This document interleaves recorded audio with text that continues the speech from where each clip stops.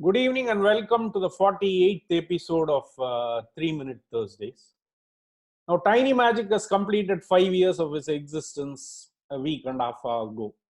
So, I thought that I might invite Kumaran to this episode, and he has been talking about that we should share our failings as individuals. And since he came up with this idea of this Failcamp and he wants to talk about this, which I think is very, very important for us. We tend to share our successes than our failings. So Kumaran is the co-founder and CTO of our firm, the key brain behind our digital transformation and behavior transformation framework. Welcome to the call, Kumaran. And I think one of the reasons why I kind of push for a failure thing is, right, I think that I have a lot of experience in that. Started from third standard, I was not allowed to go to fourth standard without writing an improvement exam. Okay, followed that by 10 arrears in college, no jobs, failed startup company before this. And I think, so it's kind of fun to, talk about what you're strong at. On, So you may be among the few people who are talking about failings in a fun manner, right? You think it's fun, which is very nice. So what do you think are your top two failings as the CTO of this firm for the last 5 years? I think the first failure is if I have most of my tech team. In fact, all of the tech team have been with us for more than 3.5 years, right? And some of them from the beginning for 5 years. I, having worked as an enterprise architect, working with CTOs, one of the key things we have been shouting on the rooftops is technology and business needs to be aligned. ROI has to be given. Tech has to understand business. Now, if I just ask my team members, which is to explain about HypoHub, which is our patent pending high performance framework for which we have filed a patent, it has multiple components called fractals which help in that. And if I ask them to list out all the components of HypoHub, just list it down, right? Not even explain it. None of them would be able to do it, right? And I wouldn't exactly blame them for it because the framework keeps changing every 3 months. So it's kind of hard for them. And I haven't figured out a way to keep them in sync with what's happening on the framework and the business side. Yeah, so So I the guess problem that keeping hits them in all of sync us. is the biggest problem. It's sort of the problem that all of us face, right? There doesn't seem to be any easy way around this. And even after known it, it still hits me. And Yeah. I keep telling the tech team should be in sync, but I don't know. Hopefully in the next couple of years, I'll figure it out. So what is your second biggest fail? The second biggest failure. Now I should kind of probably in Hindi they say chullu bar pani mein doob maro. It's like take a spoonful of water, dive into it, and commit suicide. Right? I think I should do something like that. So we have these two parts to our application itself. So the current app is more about learning is by doing action, taking action. So the Magic Spark app, which is in production, is a browser-based application which can be used on the mobile first as a strategy, and it helps people take actions, and by taking actions, they build their behaviors. So it's more a application which drives people in taking actions, and hence behaviors are built.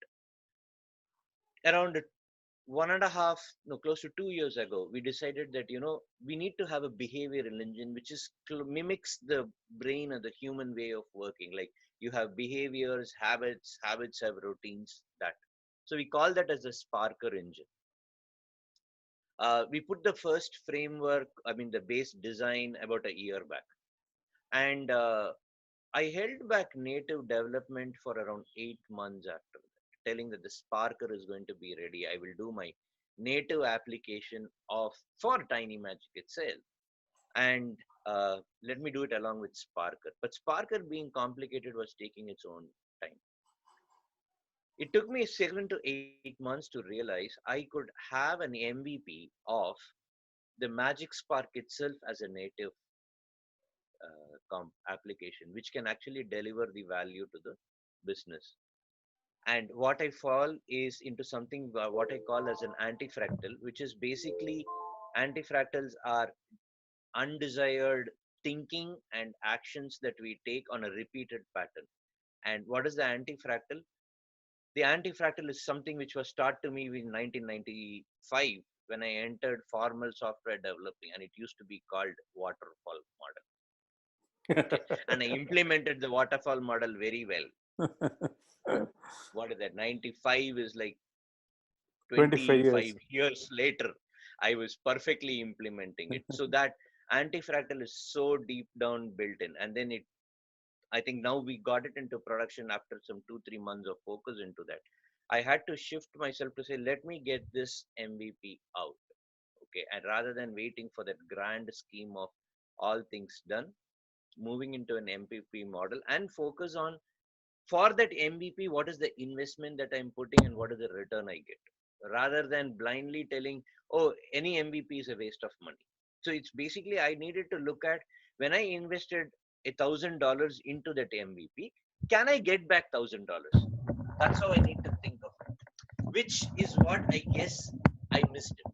Right? I didn't think of it like, am I going to spend $1,000 for that MVP? Rather, I was thinking the investment of the whole product. I was So I think that also, sorry to interject, I also remember that I used to ask you when a particular feature would come and you say, I've shifted that to the Sparker.